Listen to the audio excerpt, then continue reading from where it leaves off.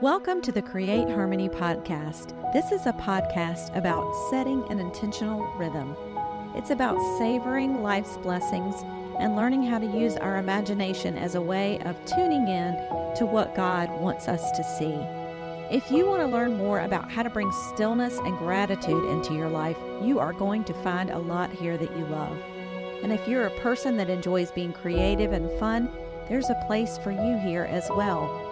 In this place, we will together take a few minutes to notice and celebrate everyday joys and remind ourselves how to notice goodness all around us. So I'm your host, Sally Burlington, and this is episode 95.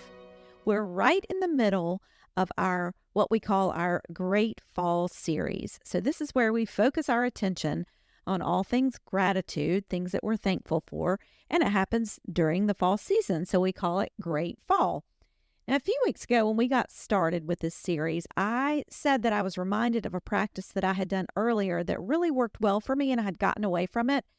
And this is the process of writing down the things that you had gotten done or things that went really well instead of writing down all the things you have not done. Now, realistically, you're going to have to do both because we all have to gather our minds around things we need to take care of in life. But let's not get off on that. Let's focus for today on things that have gone well. This is not something we hear about all that often, and it can be a real game changer. Our minds, just genetically and scientifically, tend to be attracted to negative things. This was a survival method that we used in the past. But if we want our lives to be filled with more joy, we have to practice holding our focus on positive things. We have to retrain our brains to focus on those positive things. So writing these things down and celebrating our wins can be a very important part of that process.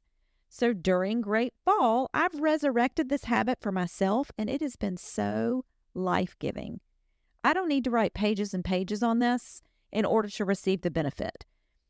If this is going to be tough to fit into your schedule, just notice 3 things that are going well. Make it small. Make a small little habit for yourself. Now, another way we model this behavior at our house is that we have a whiteboard in our back hall where we write down good things. It literally says good things at the top, and we just write down anything we can think of that is good. I've shared this before. These are things like a good night's sleep or a fun dinner out with friends. It can be clean water, soft sweaters, dog snuggles, or calls from a friend. Anything we notice good around us, we write it on the board. And then when the board gets full, we erase that and start all over again. So this really seemed to fit well into our Great Fall series. I wanted to remind you of this, thought we could revisit it again today in case you want to put up a good things board at your house or come up with some way to incorporate this into your rhythm. Now, while I was thinking about the content for this episode, I was reminded of a friend that I had in college, and we called her the beauty appreciator because while the rest of us were doing, normal college trivial things, she was always one who would notice something. She would notice a beautiful tree blooming outside, or when the sky was clear blue or the sun shining through the window, she noticed beauty, and we called her the beauty appreciator. So we want to take a page from that. We want to try to incorporate those types of habits into our lives and all become beauty appreciators because there's beauty in the world all around us all the time. So think about it. Where could you add a practice of listing good things? Could you, for example, remind yourself of 3 blessings when you get up each morning? Or could you get in the habit of writing down 5 good things that happened in your day before you go to bed each night? Could you send a text to a friend or a family member telling them that they are a good thing in your life? Or how about this? Maybe you could create a 30-day challenge, kind of like Whole30, except instead of having to only eat plants, you could appreciate at least one good thing every day for 30 days. And when you get started, you'll get on a roll. You'll see so many good things. Sometimes when I go to my good things board, I'm tempted to write down the same ones I thought about the last time. And those things are still good. I still have a great husband and a beautiful house and a sweet dog. I mean, a good night's sleep if I slept well the night before, that's still a really good thing. And it should be appreciated. But I try to challenge myself to expand my focus to even more good things around me and notice those little things that maybe I'm taking for granted. For example, for me, I forget to give thanks for good health until I hear about someone who is struggling with illness. And I should rejoice about the parts of my body that are working well and feeling good right now. Need to write that down. So now I'm going to share something that is a good thing for me. It's a story from my childhood, and it is a really good thing for me. My mom was a kindergarten teacher way back in the day, she was a kindergarten teacher.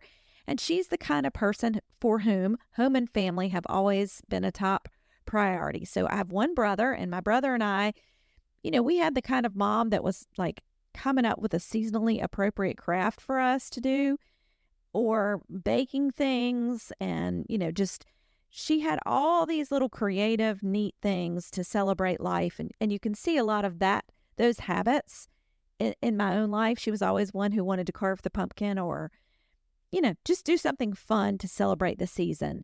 And she had tons of creative ideas from her kindergarten teacher days and from her kindergarten teacher toolkit. So that was a super great way to grow up. And when we were kids, she also read a lot of books to us. She's a real story-oriented person. So she read books to us. And when she would read, she had that like kindergarten teacher voice, like when you go to story time and the kindergarten teacher tells the story and you just can't wait to see what's on the next page because they make it so interesting. She did all the voices. You get what I'm saying. So during the fall, we used to have this, it's somewhere between a book and a magazine called Ideals. It was something that came out in the 70s. I'm dating myself, but it came out for a lot of different seasons, I think. There's Christmas ones and spring ones, whatever. But the one that for whatever reason at our house, we did not really get into the other Ideals magazines other than the fall one. The one that's called Harvest. I mean, we read that thing all the time. It's filled with recipes, funny little stories, poetry, just all kinds of little fall and Thanksgiving related, harvest related things. And my mom would read them every year. And we could say them in our minds. We've heard them so many times, and it just became part of the rhythm of our changing of seasons. So the other day, my parents were coming to town, and I asked my mom before they came, do you still have that Harvest Ideals magazine/book? And she said yes, and she brought it to me. So for today, our good thing is that I am going to do my very best kindergarten teacher voice, and I am going to read you a fall poem from the Ideals book. And it goes like this. It's called Something Told the Wild Geese by Rachel Field. Something told the wild geese it was time to go. Though the fields lay golden, something whispered, snow. Leaves were green and stirring, berries luster-glossed, but beneath warm feathers, something cautioned, frost.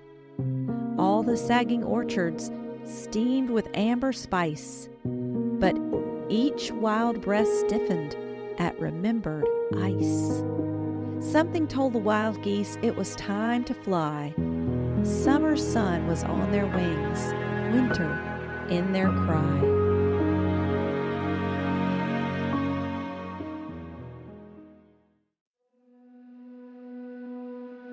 So that's our good thing for today, a fall poem to remind you of the changing of the season.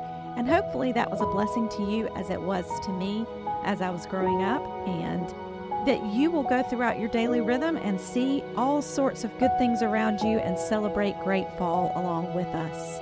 We hope you'll come back next week and we'll have another installment in our Great Fall series.